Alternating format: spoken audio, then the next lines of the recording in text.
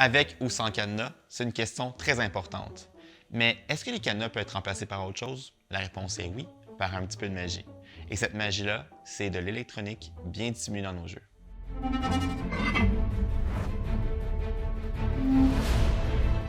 On utilise la technologie dans nos jeux pour plusieurs aspects différents. Ça nous permet de créer de la magie directement, de faire interagir les objets entre eux ou de faire interagir les clients avec des objets au lieu de les faire interagir avec des cadenas ou des clés.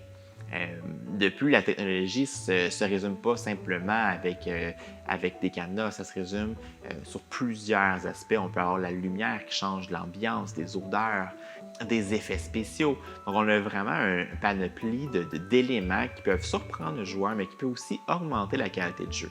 Ce sont des avantages qui sont très importants pour une compagnie de jeux d'évasion parce que ça fait cette petite touche additionnelle qui fait vivre aux clients des expériences vraiment sympathiques.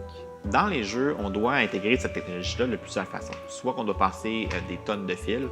Quand on parle de fils, imaginez dans notre jeu Mission Impossible, c'est plus de 4000 pieds de fils qui ont été passés. Donc, c'est vraiment des très grandes quantités de fils et le tout est dans le but de vraiment faire fonctionner plusieurs éléments à gauche et à droite. Donc, on doit penser à tous ces éléments-là dès le début de la conception pour s'assurer que tout fonctionne bien, mais surtout que tout soit bien intégré. Ce serait dommage de voir un jeu terminé et de voir des fils qui traversent la pièce directement. La technologie dans nos jeux, c'est sûr que c'est le fun à avoir. Par contre, c'est pas quelque chose qui est très facile ou à portée de tout le monde à mettre sur place. C'est sûr qu'il y a des choses qu'on peut faire très facilement avec des vidéos en ligne qui nous montrent comment faire, mais dans un cadre commercial comme nous, ça doit être bien fait, ça doit être dans les règles de l'art. On ne peut pas s'improviser ingénieur électrique, par exemple. On doit vraiment faire les choses correctement et on doit suivre des protocoles. C'est pourquoi on a engagé une personne directement dédiée à la technologie qui travaille dans ce domaine-là. Salut, mon nom c'est Kevin. Je suis propriétaire des Jeux d'évasion Codex. Mais avec le temps, je me suis joint à l'équipe de création d'SOS Aventure en tant que responsable des technologies. Avec mon rôle vient la responsabilité de participer au processus créatif des jeux, mais principalement à tout ce qui touche à l'électricité, donc les énigmes électroniques, lumière, etc. Avant de faire quoi que ce soit dans le jeu, il faut prévoir à l'avance où les énigmes électroniques vont être, puisqu'on doit passer les fils qui seront inaccessibles après avoir mis les décors.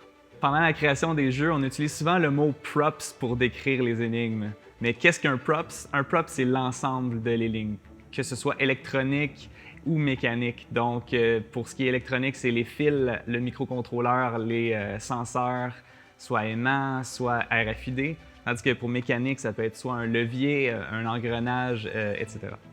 Sur les props électroniques, il y a plusieurs senseurs qu'on peut utiliser, soit des boutons, un senseur magnétique, des lecteurs RFID, des senseurs de lumière.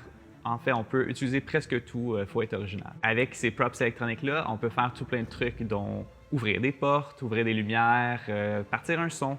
On peut presque tout faire. Les étapes pour installer ces props électroniques-là, tout d'abord, on doit passer les fils dans les murs.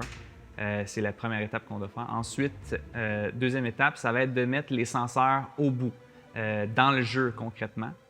Et à l'autre bout, à l'étape 3, à l'autre bout des fils, on va mettre les microcontrôleurs dans le hub.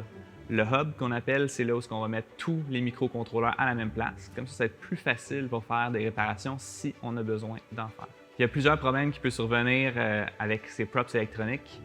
Il peut y avoir des senseurs qui brûlent, il peut y avoir des fils arrachés par les clients s'ils ne sont pas assez bien cachés.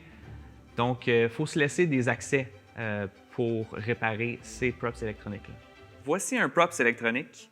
Ça se déroule en 3 parties. La première partie est le senseur, qui est ici. Dans notre cas, ça va être un senseur magnétique.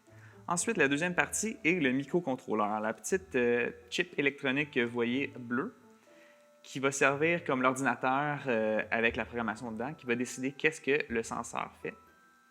Et puis, la sortie, qui est l'effet que ce casse-tête va faire. Donc, dans notre cas, ça va être un relais qui active un lock magnétique. Donc, comment ça fonctionne?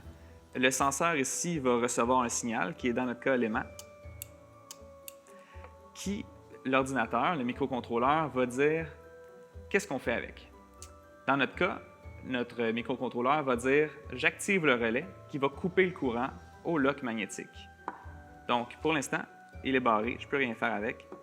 Lorsqu'on met l'élément sur le senseur, ça se défait. Quand le jeu est créé, qu'il est prêt à être testé par les clients, je vais personnellement faire le tour du jeu. Donc, je vais tester chaque énigme, mais je vais aussi vérifier chaque props, vérifier s'il fonctionne comme il devrait le faire. C'est vraiment comme une espèce d'épisode test où je dois tester tout ce que le client testerait.